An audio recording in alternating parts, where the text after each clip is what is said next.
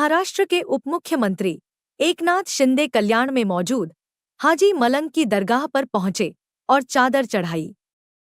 चादर का रंग भगवा था, उस पर त्रिशूल और ओम की तस्वीर बनी हुई थी। एकनाथ शिंदे के साथ आए कार्यकर्ता भवानी शक्ति दे, मलंग बाबा मुक्ति दे और जय श्रीराम के नारे लगा रहे थे। हालांकि बाबा के आस्थाने पर सर झुकाकर कुछ भी बोलो, उससे किसी को कोई ऐतराज नहीं हो सकता। लेकिन एकनाथ शिंदे का 1 साल पहले दिया बयान उनकी मंशा को शक के दायरे में जरूर खड़ा करता है।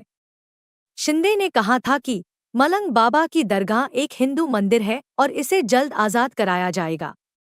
आप खुद इस वीडियो को देखें और फैसला कीजिए।